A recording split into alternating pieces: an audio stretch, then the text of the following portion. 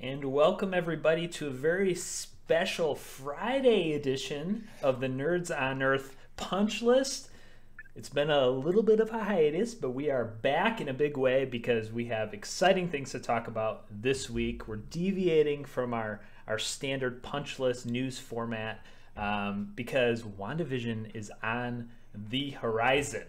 And I'm joined here with my esteemed nerd colleagues, Clave in the middle here, and Jaws over on the right side of your screen.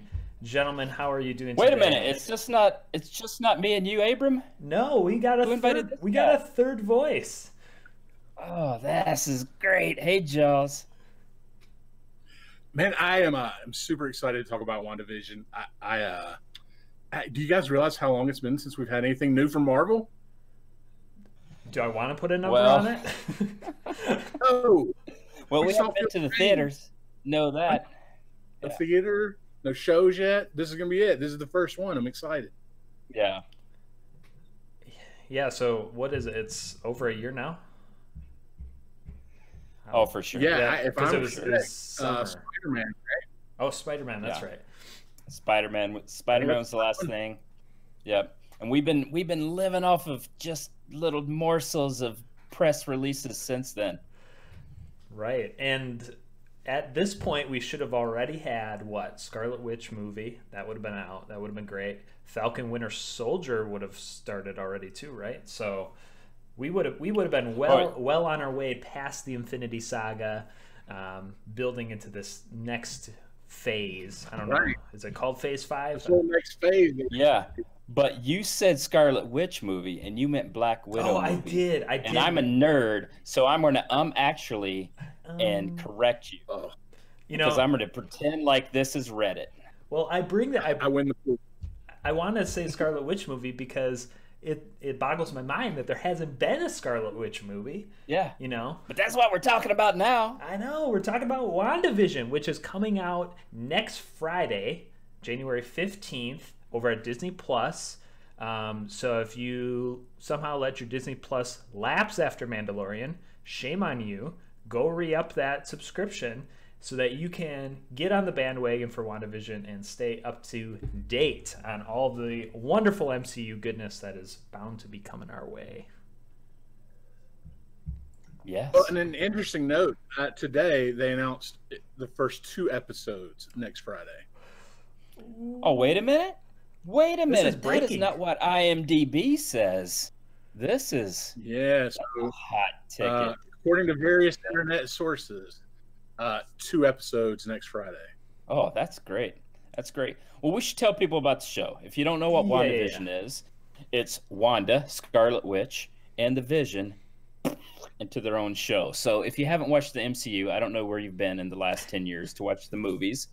But if you want to catch up, there is a little Marvel Legends on Disney Plus. It's a little 7-minute clip of clips from the 10 years of movies and tracks their story arcs, which is great. So this is the story of WandaVision after Endgame. And if you've seen the trailer, it's weird. And so the premise of the show is it's like part sitcom from the different decades, like 50s sitcom like Bewitched and I Dream of Jeannie, up through, I don't know if we're going to get some Seinfeld or, we don't know how it works. That's why we're going to talk about it and kind of speculate. But it's something really unique and interesting. It drops weekly, which is fun, which we'll probably, pontificate on a little later. But just to give that broad overview, WandaVision is awesome. It's the first MCU television show for Disney Plus, and it'll tie into the movies in the future. So this is nerd catnip, man. It's awesome. Yeah, and you're absolutely right in the sense that we don't really know what to expect as far as storyline. Obviously the trailers got little clips and little snippets, and people have dissected those as much as possible to sort of find all of the hidden meaning that probably isn't there. But what's been happening, what's happened, since the snap, where in the timeline are we, when in the timeline are they? You know, there's just so much bizarre stuff, and the fact that they have this, you know, sort of having these sets of these different older sitcoms, and you know, we see them going through the decades. Like, is time just passing at irregular rates? You know, I don't know. There's so much fun stuff that they can do with this, and I don't think they could have picked two better characters to have that with than this really great, you know, relationship that we saw sort of develop through, like, you know, halfway through the Infinity Saga through the end. This really organic, great partnership through and these good characters. Actors. Oh yeah, totally. Yeah. Well, I have two questions actually. First is I'm hoping that Jaws can explain the trailer to me. What the heck's going on? And after that, my follow-up is we got to speculate based upon some comics. Yeah, so here's what I think the thing about the show that's going to be intriguing to me is it seems like it is much different than anything we've seen from the MCU.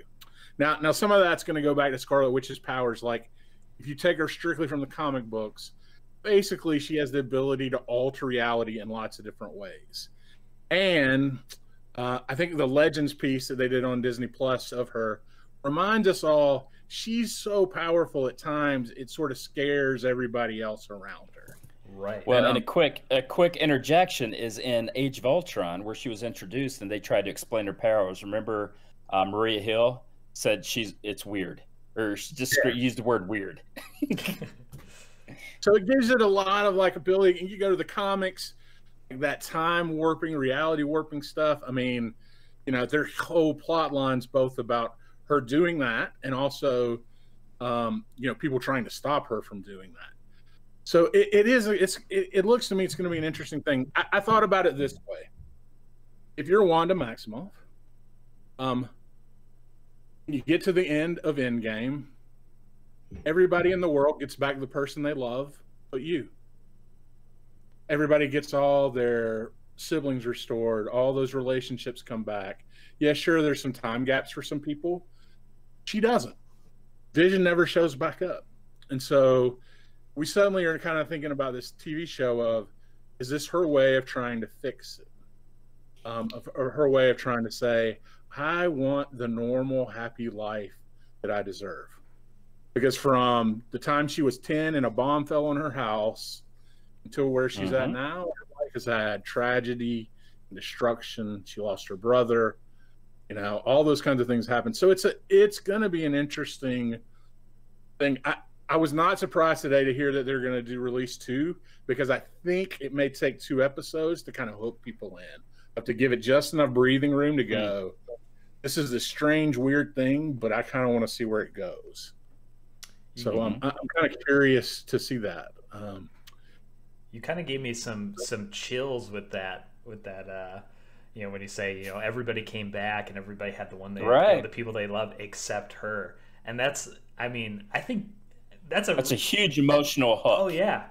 Oh yeah. Well, I mean, you think even Captain America, right? Cheats time and he goes back and is with Peggy. Like, you know, the whole, it really is, you know, the Starks and Wanda are kind of the ones left there, and obviously Black Widow's sacrifice.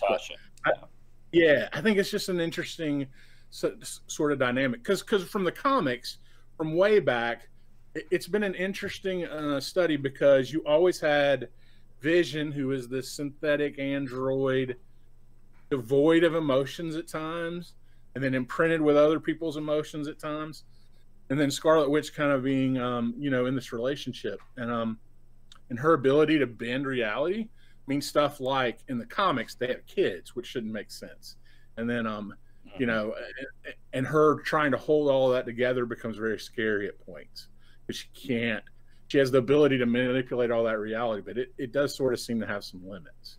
Yeah. Now, saying all that, it's really interesting, but then the thing they seem to be drawing most of the like aesthetic from the show is from so Tom King is a writer and recently wrote, I guess about 2 years ago, the book that was sort of everybody's best book of the year. It was a Vision. It came out as individual issues, but put together in one collected edition. And it is an interesting book because it is Vision trying to create a domestic home life. He creates his own wife, he creates his own children, and it goes weird and it goes dark pretty quickly. And so I'm kind of interested to see, like, it feels like they're playing around with both of those. It works in the Vision comic book because Vision is, you don't want to say emotionless, but you know, he's working through all of that stuff. I'm curious to see how they're going to make it work in the other side where Wanda is all emotion, all power. Right. It's taking that aesthetic, but how do you write it into the series so that it makes sense? And that's kind of what makes their, you know, the dichotomy between those two characters realistic, because, you know, you could say that her emotional component sort of becomes his emotion, like that's his connection to, you know, the feelings and everything that everybody is experiencing. Yeah. So I don't know. I think it's fascinating. I mean, everybody sort of has watched a little bit we've seen in previews and has definitely pointed towards the Tom King book. I think because it's the most recent, but it also feels like it probably was their inspiration of like, hey, how would this work? And, you know, and when you got a world bender, powerful person at the center of it, you can play around with like times and ages and that kind of stuff.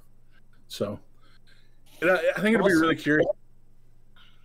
Let's talk about comics. You mentioned comics, and you know, I would say, like, you know, spoilers ahead, but these comics are decades old, so everybody get over it. Sure. The other thing is we haven't seen the show, so we're just speculating. This is spaghetti on the wall situation here. Right. Well, some of these comic storylines could or could not be reimagined for the show, as Jaws said, which is super interesting with the Vision. But you know, some of their big comics goes back to the 80s. And this relationship, you know, they had a limited series, and then they started in this comic, the West Coast Avengers, right, which was the spinoff that was able to center in on them. And so there's always been this love story between them that was unconventional, you know, and the android. And so that was kind of the origins of their time together. And then it goes into something that later on is pure speculation on our part, because there was a huge Marvel crossover called House of M, which focused on the Scarlet Witch. I was and the story, hoping you'd get to this. Well, and again, spoilers, speculate. It's not spoilers. This is total speculation off the comics. But House of M was such a pivotal crossover featuring Wanda, because that was the one where Wanda said no more mutants, and using her powers eradicated, you know, all but 198 of the mutants out of the Marvel universe, right? Just leaving, you know, conveniently the 198 most popular that they could still sell in comic books. But the reason for that was a lot of the things that Jaws brought up is this yearning for a life and about twins. And I kind of don't want to say it, and I kind of want to say what happened in the comic books, because if it comes out in the show, then it's a jaw dropper sort of thing. So I think I'm not going to say what happened in that, other than if they reimagine that storyline for the show, it's going to be a jaw dropper. And because of the emotions in that, because of her hurt and her pain, she uttered the words "no more mutants." So speculation, who knows? Well, and so also you got the situation where Marvel now owns all the X properties again. Right. And they've got to figure out a way to launch it. And do you reverse House of M? Does her words? Do you reverse House of M? Yeah. Is the end of Scarlet? Is the end of, you know, WandaVision? Hey, open the door, turn on the gene, however you want to say it, and all of a sudden you got all these new storylines going. Plus, so whereas the Vision storyline goes to Wanda, again, do you reverse the House of M? Who knows? I mean, flipping these things, these comic stories that are so beloved into Disney Plus shows. I'm digging it, and I haven't even seen the show yet, and I'm already loving it. Well, and there's and two, I think one of the things you got to think about too is what's Vision going to be like if he's been rebuilt by Wanda?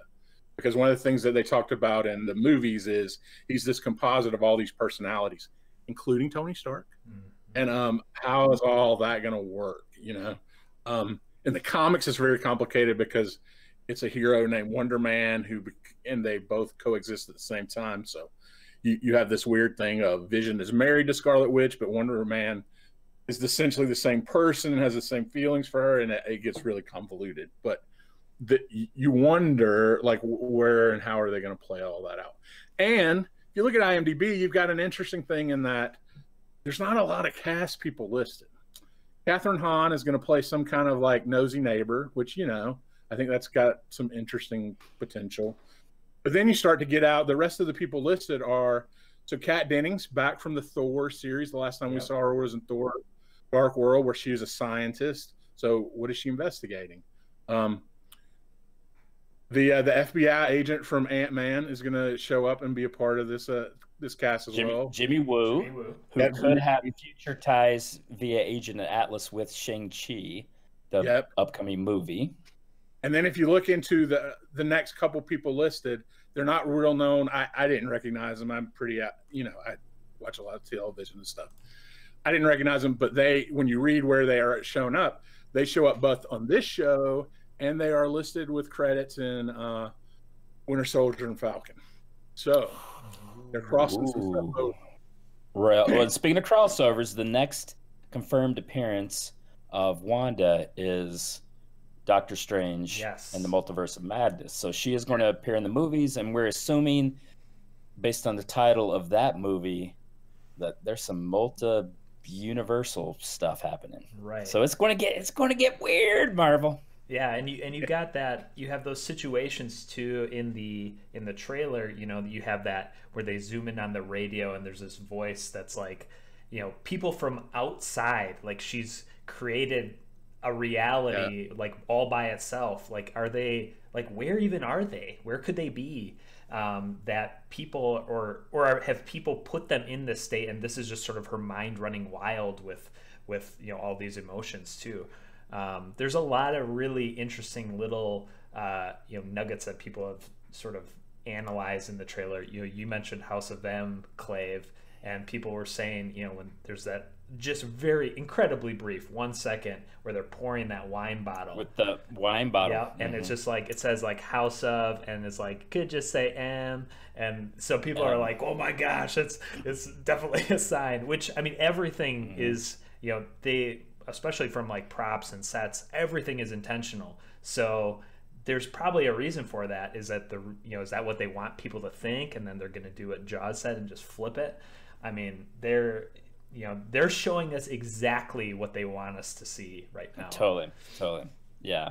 And just one tiny aside is, you know, we're talking about how it's weird and, you know, it could get dark and all these things is, you know, Jaws mentioned the nosy neighbor. That's another thing that I really like about this is it kind of has the Marvel sense of fun. You know, the nosy neighbor is a classic sitcom trope from those eras, and you just see how they're just having a little fun with it, you know, which is the Marvel way, the quips and the fun jokes and that sort of thing. So I'm excited to see that. Right, yeah, like that whole, you know, the Brady Bunch, Bewitched, Andy Griffith Show, like all those like Nick at Night shows that, you know, I'd always my family go on a road trip, go to a hotel, turn on some Nick at Night, you know, all that sort of like, it's very surreal kind of. I don't want to say fake, but it's just like it's a different time where things were so much different than they are now, and sort of to have that with these very fun characters, you know, it's going to be probably, you know, shifting us back and forth between those two things, you know, maybe faster than we can even keep up. Yeah, I will say one more quick thing, and then I would love to talk about the schedule. So one quick thing is Jaws mentioned Tony Stark, and so if Robert Downey Jr. appears in any way as some sort of flashback or whatever, like that's going to be, you know, that's going to be a moment. There's been no rumors or anything, but it's like, Robert Downey Jr. just appearing, you know, in another capacity even as a flashback or whatever. The other thing is I love the schedule. The schedule with Disney Plus, which we had from The Mandalorian is a new episode every Friday. And my family, my wife, and I got up early and watched it myself because I couldn't help myself. But don't tell my family, because later that night on Friday night, it was Friday movie night with my girls and my wife. And all four of us loved it, you know, and loved that weekly rhythm of the Fridays. And WandaVision is going to be like that as well, which, you know, selfishly, it also gives us an opportunity to do the recaps on nerdsonearth.com, you know, so we get to do the recaps and we get to watch it. But I'd love to hear your guys' take on the schedule and like that weekly release versus like the drop it all and binge it on Netflix. I mean, it's definitely, I mean, it plays really well with, you know, the idea of a sitcom, you know, have that monthly release. But at the same time, it's like, you know, we live in a world where everything just sort of dumps on you all at once. And it's like, if you don't digest it all in that, you know, weekend, then you're already past the zeitgeist. That ship has sailed. Mm-hmm. You're sort of like, you feel like you're pressured to enjoy it. But when you get these weekly installments of little bite-sized pieces, you can really, you know, it's something you can look forward to, and it's something that you're like, I got an hour, boom, and then you get to digest on that for a week. You get to unpack all that stuff for a week. And I like that. I used to not like that, you know, back before, you know, you could binge shows, but after you've had binging shows, it's a nice, refreshing sort of, you know, it's a breath of fresh air compared to, you know, the norm of what sort of television has become. Yeah, it just lets a show breathe, right? It gives it space to kind of slowly grow. I think, you know, Mandalorian came out as such a big hit just because of the Star Wars tie. I suspect this is going to get a lot of eyeballs from the get-go. But to let a show grow and breathe and to be, like you're saying, appointment TV, like, man, I know on Friday I'm going to watch the show. And like we don't live in that era anymore, you know, whereas we can binge. So like I watched the last season of Cobra Kai in like last weekend, like a day and a half, boom. And it was good and I liked it and everything, but it's done. Like I'm not thinking about it. I'm not talking to other people about it. Whereas what Disney's doing is really allowing some of these shows to kind of to grow. And you see it, like you see what happens in, you know, on Twitter, Facebook, the engagement, that kind of thing. So, hey, I'll go ahead though. This is a free hint. You should get together with your office buddies. We're going to all be vaccinated back in our offices next Halloween, and you could do different eras of Vision. Everybody take. There you go. Oh yes. Yeah. 50s Vision. You could be 60s Vision. I think that could be some fun costuming. Yeah. Well, the particulars on the schedule is it runs every Friday. That was a nice little tidbit about the maybe 2 episodes. Got through IMDb, and I think the last episode is on March 5th, my birthday, or somewhere thereabout. Maybe it goes past that, and then immediately thereafter begins the Falcon and Winter Soldier. So we waited a long time. We waited a long time for some Marvel goodness, but here we are. Yeah, we're just getting rolling now. Once this train leaves the station, it is full speed ahead through MCU land. I'm very, very excited. Any other tidbits on WandaVision you guys want to share? I think we have. I got nothing else. I'm gonna go read some back issues of West Coast Avengers. I would say so. If you're a new person and you don't know Wanda, you don't know Vision that much, you just have seen the movies. If the show is a little slow in the first 2 episodes, I'd stick with it. It's going to be different, but I think where they're going to get to will be worth the wait. So, you know, don't bail out early. Yeah, I think the MCU has proven itself as sort of, you know, they know what they're doing, and they're seasoned veterans. Even when they're trying something new, they usually can pull it off. So totally. Well, and I will say, my daughter and I, we watched the MCU together during COVID. That was our COVID, you know, daddy dollar time, and you know, watched through all the movies.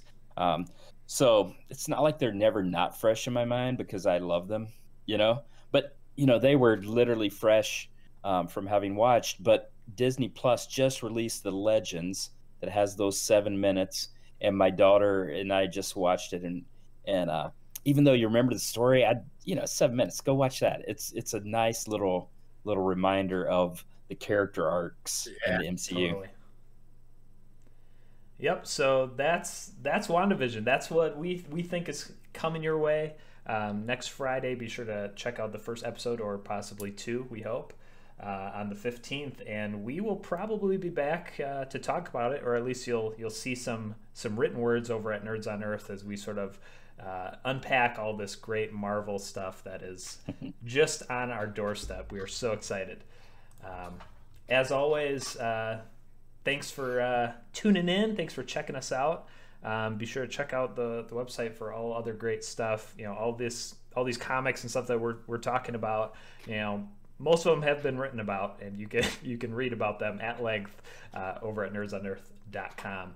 Clave, Jaws, thank you for joining me. It's been a pleasure. Later, nerds. Absolutely. Thanks. See ya.